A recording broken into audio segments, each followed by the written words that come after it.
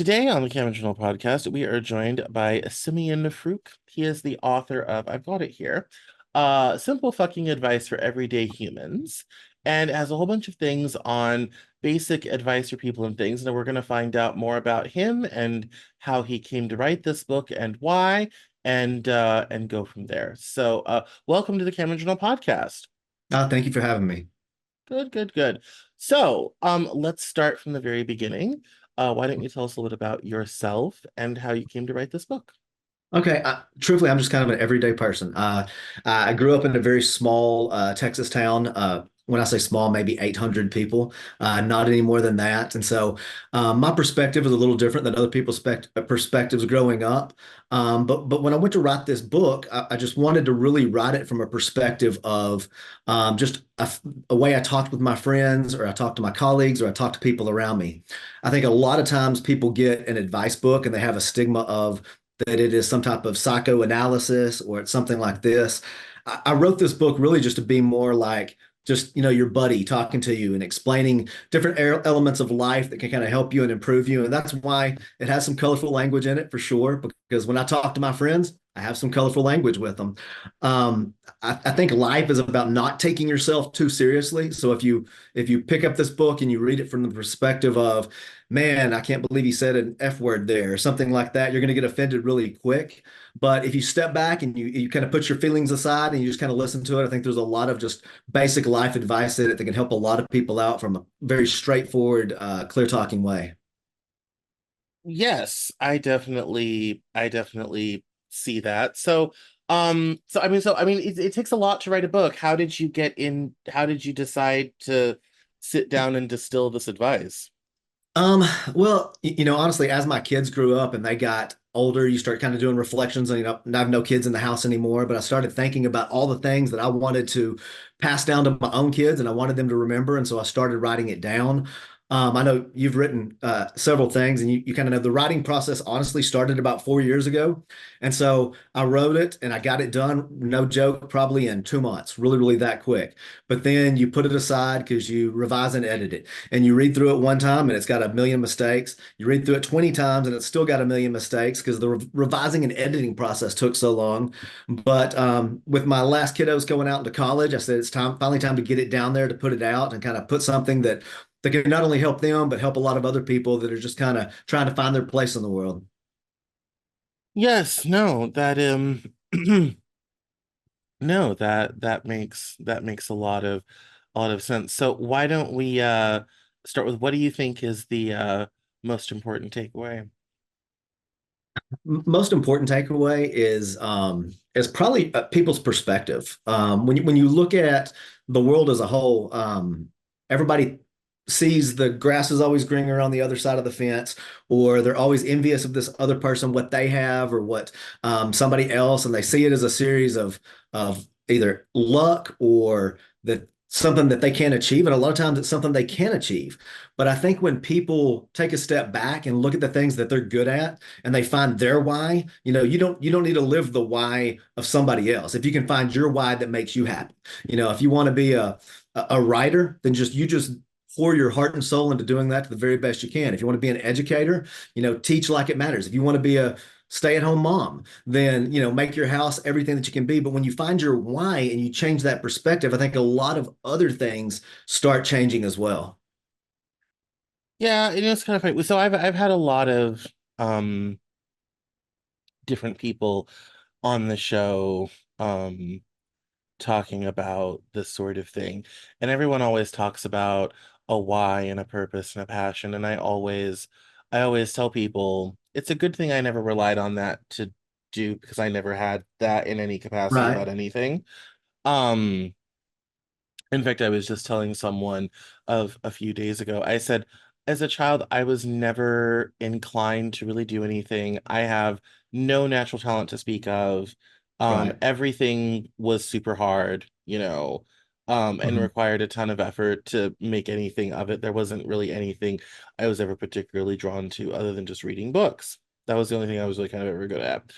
Mhm. And so when I wanted to do more and be more, I had to put in at least from my view, an extraordinary effort to try to attempt to do anything or be anything. And my first thing was music, and later on other things, and eventually writing, um and so it was, but it was, for me, it's always been a very, throw things against the wall and hope something Hmm. sticks sort of method, Right. method, which Yeah. isn't maybe necessarily the most efficient way.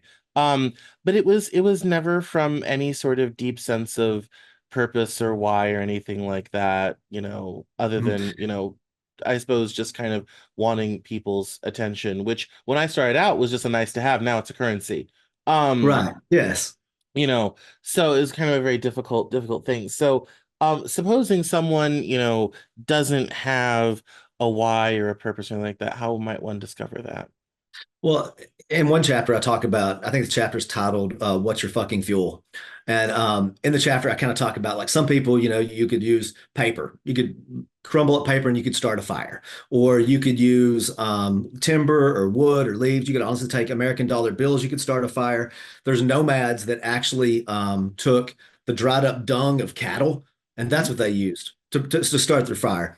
And so before you find a purpose or have a purpose, sometimes you need to figure out what is your fuel that drives you to do that. Your perspective, you said you throw stuff at a wall and try to see how it sticks. I do a very similar thing when I write and doing other things. I've done Amazon FBA, I've done eBay selling, I've done writing, all of these different things, trying to find what sticks for me. Well, sometimes you're motivated by, like you said, because you want to be seen. Sometimes people are motivated by the shit in their life. The things that they've gone through causes them to be so motivated that they just want to prove the people that shit on them wrong. You want to use that. And in that, even the people that are looking down on you can be your fuel. Once you find your fuel, then you can kind of start to figure out, I guess, what the common niche is that you fit into, the way you fit into your environment. And some people do struggle. I did myself and went years trying to go through different thing to different thing to try to figure out what it is. But once you find it, once you find that niche that makes you happy, I would just encourage you to kind of drive all of your resources. I don't mean financial resources. I mean mental and emotional resources into making that, a valuable part of your life. Yeah, yeah, it's an interesting sort of thing, because it was kind of always, for me, it was always kind of one of those things of, well, what is there left to do, especially as someone who's part of the terminally unemployed classes. Right. um it was always kind of like, well, I can never seem to get a job, so I guess I'll go do this thing over here. And they'd be Hmm. like, oh, you must really love it. And I'm kind of like, no, not really, I'm just doing what's necessary to make it happen. Like that, Right. Yeah. sort of thing. So that was kind of a very different thing. And it's funny because people always say that, um hence why I asked about it. Chapter Yes. 7: Okay. Life can be really fucking good, but it will never be really fucking fair. Hmm. Let's talk about that, Okay. because my publisher, who I also work for, he talks about that a lot. Um, and because his son has a deep sense of fairness and justice. In the autistic community, most autistic people have a very deep sense of fairness and justice, which is why a lot of people get really outraged, because our society is very unjust. And Hmm. as my Nana puts it, a fair is a place you go to get a blue ribbon for your prize pig. Right. And has no relation to anything else. So tell us about that chapter, and how to navigate a world that will never be fair, and how to create that good life in spite of it. Well, I think when you look at fair, I mean, people are more drawn to look to the things that somebody else has or attain. I mean, at least mankind's general spirit is to drive to want more. I mean, that's why when you go back in history, you see war after war after war is fought for more land, more power, more influence, more things like that. And so if you take it from the perspective that I guess it's kind of Americanized, but it's probably a worldwide perspective of always yearning for the next thing, the better thing, then life to you is never going to be fair. You're going to say, why do I live in this 2,000 square foot house when somebody else has a 4,000? And the 4,000 is going to say, why do I live in the 4,000 when I could live in this mansion and all of that? And so it's not necessarily going to be fair. Now, having that said, you can be in a one bedroom apartment, and be perfectly happy and content with where you are because you know you're finding your place in the world. And so I just think it's okay that life's not fair if you're content with where you are in it. Does that make sense? Yeah, no, that makes a lot of sense. That makes a lot of sense. That's yeah, it was funny. It's kind of some I think sometimes people you said you were from a small town in Texas. Yeah. My mother also grew up in a very small town called Happy that's getting slowly swallowed by Amarillo. Nice. Um, the Amarillo suburbs have gotten out that far that it's starting to munch, and there were Right. only Yes. yeah there were only I think when she was growing up there in the 60s there was only 1,000 people. It was teeny tiny back then. And it Right. got down to 400 there for a while, and I think now it's finally ticking upward, sort of thing. Nice. Um, and so, what do you think is the appeal of, because obviously the vibe is, small town, regular, normal person, here's how to live, sort of the ordinary life and do it well. What do you think is appealing about that to people? Of small towns, Yeah. cost of living for one. Well, I What mean, would cost? not even just that, but I mean that whole kind of idea of, the simple kind of make sense, common sense advice thing. I think people are very attracted to that. Yeah, yeah, you have a lot of people that move out of metroplexes trying to find the small towns. And I think the attraction to them is that the lifestyle is a little more laid back. It's a little more, you can walk out your front door and not have 1,000 neighbors because you could live so rurally that you don't have neighbors. It's there's a independence and a self-reliance that if you wanted to go out in your backyard and start a garden, you've got all the room you want to start a garden. Or if you wanted to raise animals I think mankind, as we progress further, there's still a driving internal instinct to want to connect with the past, kind of where we primitively came from, to where we were a little Mhm. more self-reliant. And I think the people moving there kind of see that as you're not there. I mean, you still have high-speed internet in the small towns, you still have all of these things, but at least you feel a little bit more connected to the world in a way that maybe our ancestors were connected to it. Yeah, which actually goes into chapter 9, which I think is interesting. I'm excited to hear about this. Okay. Um you can always get what you want. You can't always get what you want, but hopefully you can find out what you really fucking need. Yes. Um how does that break that down? How does that work? Well, I mean, it becomes to a materialistic thing, I think. A lot of people want I mean, I'll give you an example. I'm still driving a car right now that is 17 years old. Okay. Mhm. And loving it. And it gets me where I go and it gets good gas mileage and it gets everything that I need. But I still always wake up and almost it's almost like a purpose to keep that car as long as I can at this point to go, man, I would like that $60,000 new truck or that $60,000 sports car, that $100,000 sports car.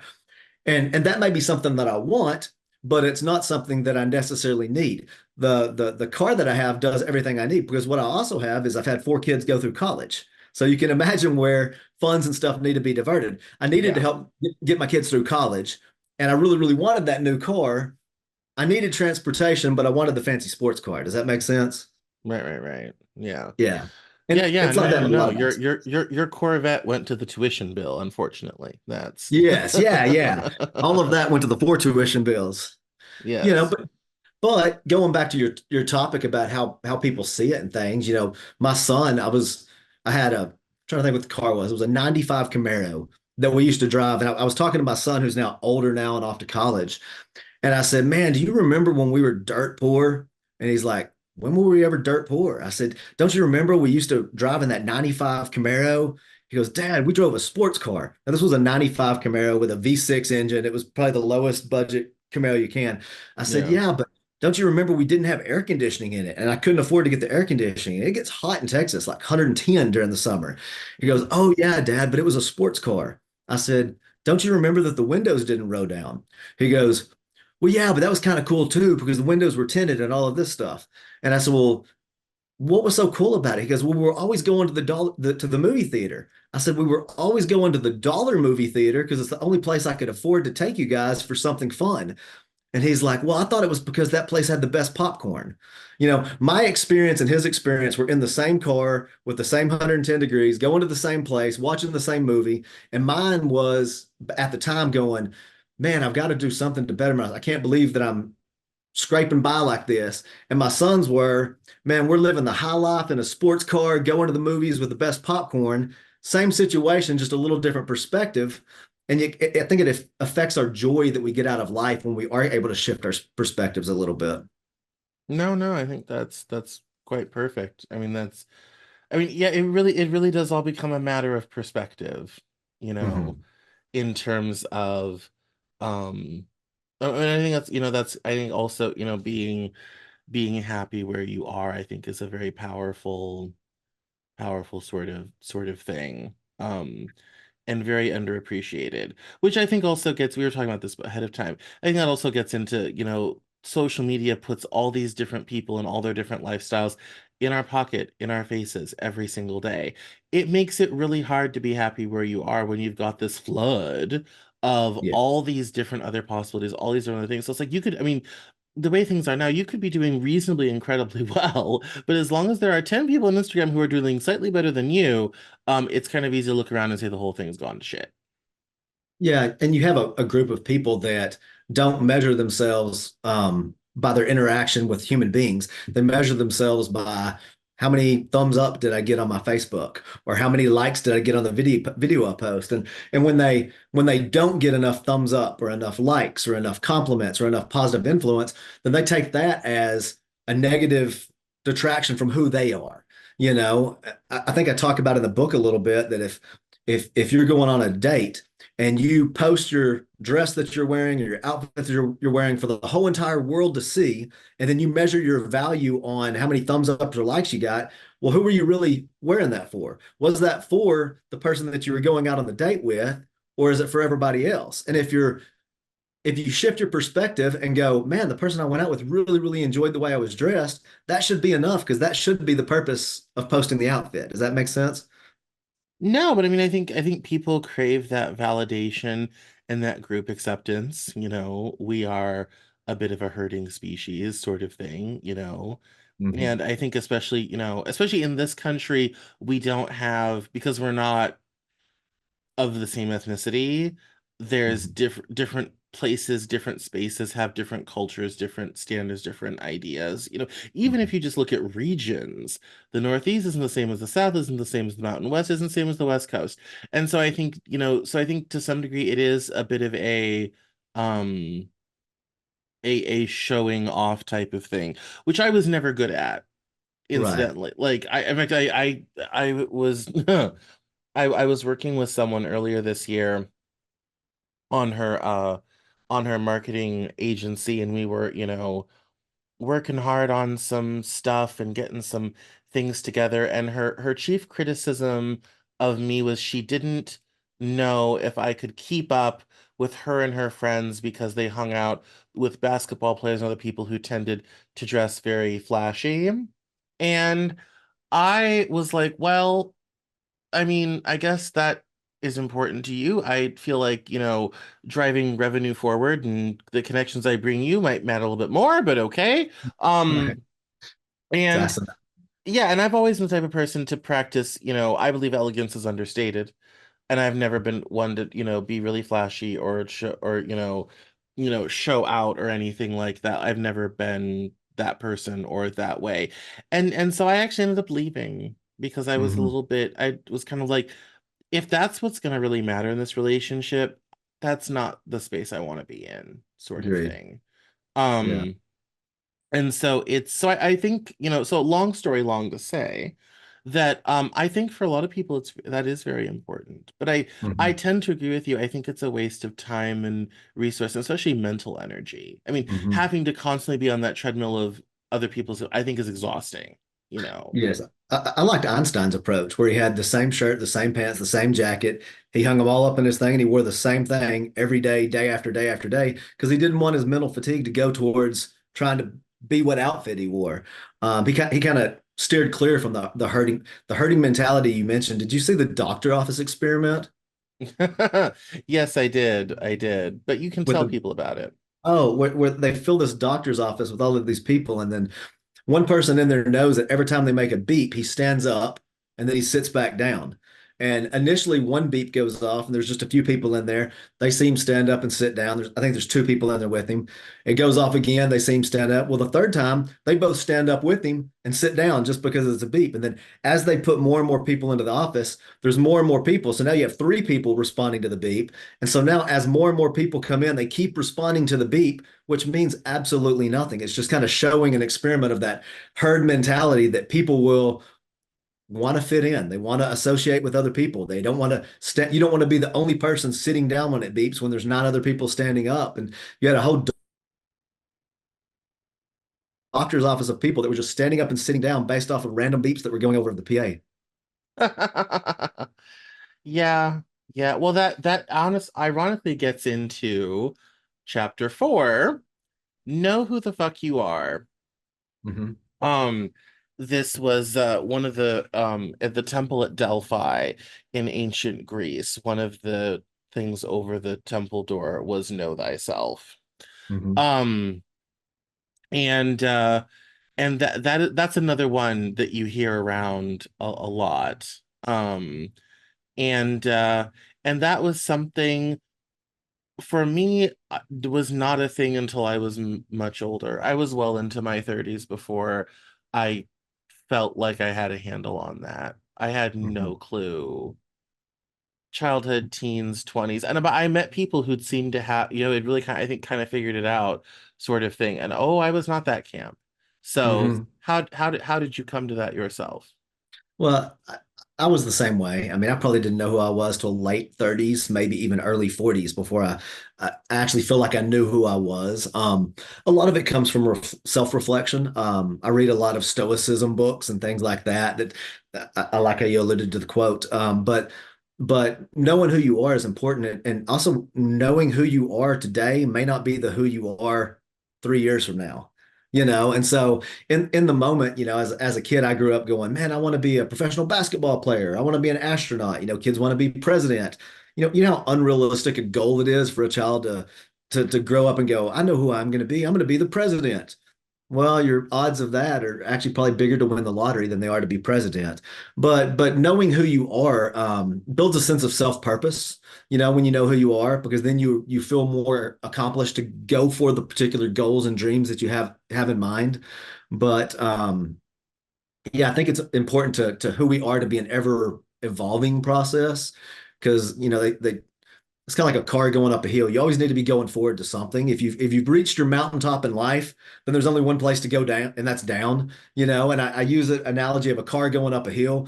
If you've got your foot on the gas, you can be going up the hill. But if you take your foot off the gas, you're going down the hill. So it doesn't require much energy to fall back down. You kind of constantly be pursuing a better you and a better yourself, and how knowing how to improve yourself. Otherwise, you will fall back and maybe lose some of your identity. Yeah. No, that's very interesting. Yeah, that for me it was never, it was one of those things of I didn't have it and didn't have it until I had it, sort of thing. Right. Um I think people, really, develop it. And I think, especially, different people at different stages. I find it fascinating people that really have, and I've met them several times. They had a very great sense of themselves from a very young age. And I thought that was Hmm. magical. Every time I've run Hmm. into it, that was magical. It's the people who decided when they were 8 years old they wanted to be a doctor, and now they are. It's kind of, for them, it's just the natural progression of thing. Right. Um, and I think, and I find it, sometimes in athletes, I find it sometimes in military folks and Hmm. all this sort of thing. And yeah, I think that was partly because so much of myself is a bit manufactured. So I Right. think that made things a little bit difficult because everyone's kind of like, you need to learn who you are. And I'm kind of like, there's nothing to know. Hmm. Like sort of thing. Right. So I thought that was always very interesting. Well, and there's four phases that everybody goes through in everything in their life. First, you don't know that you don't know. And that's kind of a dangerous place to be, that you don't know that you don't know. And then after a while of not knowing that you don't know, you know that you don't know. And that's a little bit safer because so you know the things that you don't know because you can kind of, you're not just making arrogant, ignorant decisions to that point because you know that you don't know, and that's okay. And then you kind of transition in life, and it's different. Some people do it in years, some people do it in decades, it seems like. Then you don't know that you know. You kind of have the skills or you found your niche and things are working out for you, but you really don't see yourself as an expertise in that because you haven't been there long enough. And then finally, if you've done everything right, if you've slowed down, sped up, done all the other steps that you possibly can do, you know that you know. And when you know that you know, that's kind of I guess it's on the Maslow's hierarchy of human needs, it would be the self-actualization, where you actually know who you are and what you want to do. And some people don't ever get to that. They may go their whole life and not ever get that. But that's kind of the epitome of the pyramid. I think every human kind of internally, whether they know it or don't know it, kind of strives to attain. Yes. Well, I mean, yeah, there's, those are very essential, needs. And if you, live in a developed enough society, you can, get to that self-actualization place, Hmm. sort of thing. And I think even as societies, we go through that where, when you get to a certain level of wealth and stability, those questions of, what is this? Why am I doing this? Does this really Hmm. matter? Does it mean those questions start to pop up? And I think people, sometimes find themselves in situations that might materially be very good, but are psychologically and emotionally bone crushing. Hmm. Um, and I see that a lot in my industry. Right. Because it's high prestige, but the pay is not great, Hmm. so it can be very, and I mean, I've had this situation myself where it's like I work a lot of hours and I don't know how I'm paying my bills this month. Hmm, that's a problem. Like, sort of thing. Yes. So that really sucks. So, but I mean, I think even as you get older, it's natural to have those questions because you're kind of like, oh, time is fleeting. I want to do things that, Yes. bring me happiness, bring me joy, whatever have you, and not the things that don't, sort of thing. And it's I know it's really primitive way to put it, the whole more money, more problems. There was Yeah. just, I saw today or yesterday, there's some professional golfer, and I couldn't tell you his name, but he was like number four in the world. And so you got to think the guy's doing pretty good if he's been at least at one time the number four golfer in the world, and he came up dead. And they're like, what happened? They found out, you know how he died? Mm. Committed suicide. And it's Yes. like, you got all the money in the world, you're the top of your pinnacle. People often think that that level of fame and that level of success and that level of wealth, it doesn't guarantee emotional happiness. It doesn't guarantee psychological wellness. And so Well, and it's incredibly stressful as yes. well. I mean, I think people don't understand, like, when you're playing at that level, it's not a job you clock in, you clock out. You are a business, you're an entity, you Hmm. know, and you've got contractual obligations, and you're dealing, with large amounts of money, and you're having meetings with people who have a lot of ideas on how to spend it, sort of Spend money. thing. And it's a lot of stuff sometimes you don't really necessarily understand about. And but especially with an athlete, you don't necessarily have the time to go dig into the weeds on that sort of thing. And um so you kind of start picking stuff that sounds good, and then those new things come with new stressors. And so it's hard, so I think, to find 5 minutes to yourself, because there's always you know something somewhere in your world that's a problem. And Hmm. I think if you're not mentally prepared for that, don't know how to say no, which is a big skill that a lot of people don't have, are not Absolutely. prepared to say no, all this type of thing, then it just gets overwhelming and the wheels come off the wagon. Hmm. So, And you need a good foundation and anchor too. And some people have that in their philosophy. Some people have it in their religion, which is completely fine. Some people have it in someone else, a spouse, a significant other that can keep them grounded.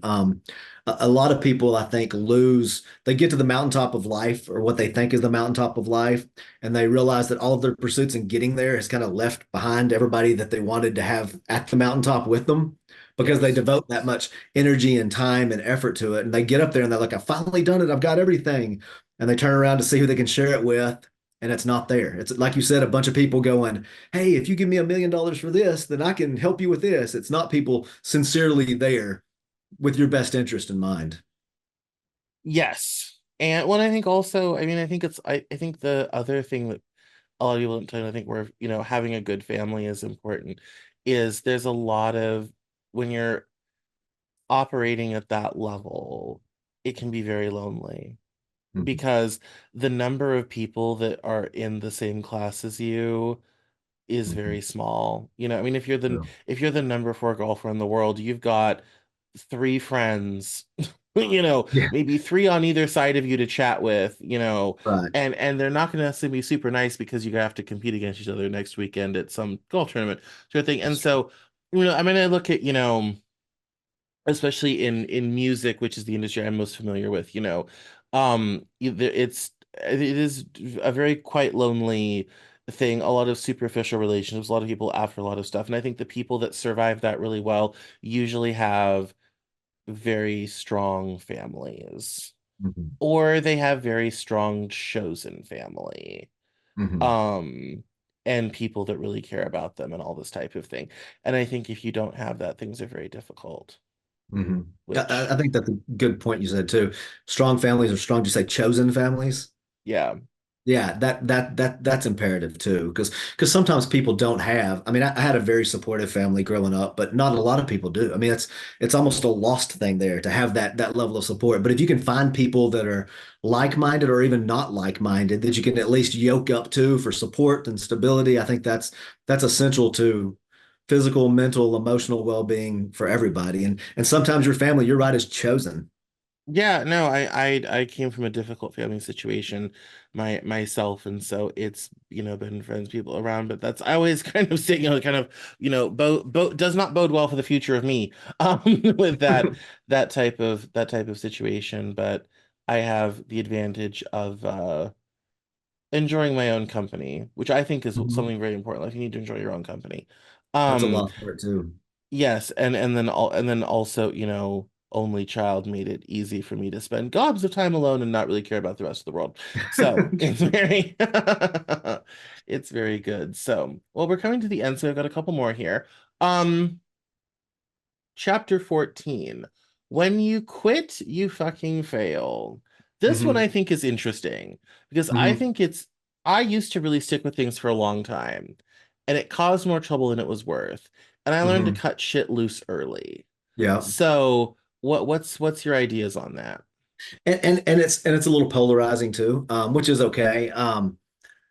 When you quit, you fail. I don't think it's necessarily meaning when you quit a job or when you quit a hobby or when you quit a thing. But when you quit, I think there's a lot of people that in life feel like they've quit, feel like their circumstances or where they come from, or because they've had past trauma or because they've had, difficulty life decisions, that they quit thinking that there's a path forward for them to better themselves.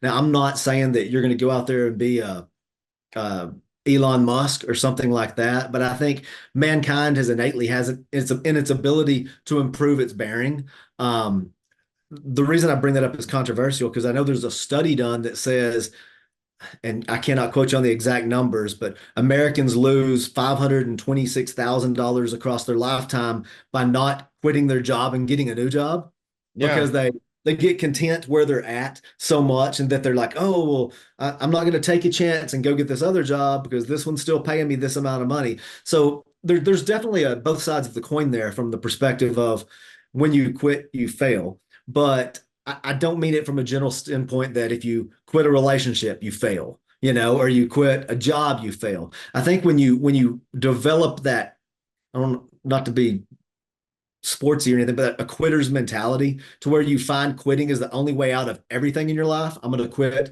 my relationship. I'm going to quit. You fail to fight for some things in your life. I think that's when you fail.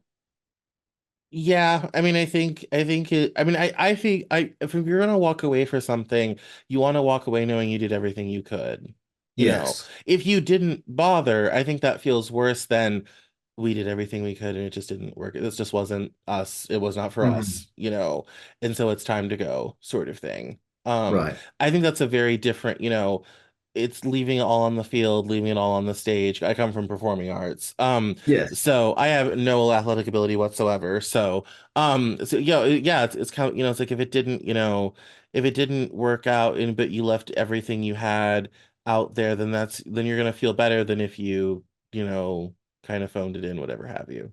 Well, Um, and strength comes from adversity sometimes too. If you're with a particular partner or boyfriend, girlfriend, spouse, something like that, and you go through adversity and you fight to maintain that, and you come out on the other side and you are better because you fought, because you didn't quit, then through our trials and tribulations, we often form bonds.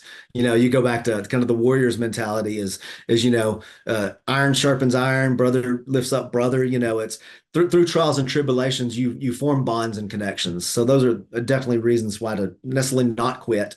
Give it your all, give it your effort, lay it all on the stage, and then see what you can get out of it on the other side. Absolutely, absolutely. Well, let's do final thoughts and where people can find you online and buy the book. Okay, awesome. Final thoughts. First, it's been an extreme honor being here with you, talking with you, talking about perspectives, talking about life and how people can adapt and grow. If you're looking for my book, Simple Fucking Advice for Everyday Humans, you can find it on Amazon. You can find it Barnes and Noble. You can find it everywhere that it's sold online and in a lot of independent bookstores as well. My website can also direct you some places, simpleadviceforhumans.com. And again, it's been a great pleasure being here with you, Cameron. Well, thank you so much.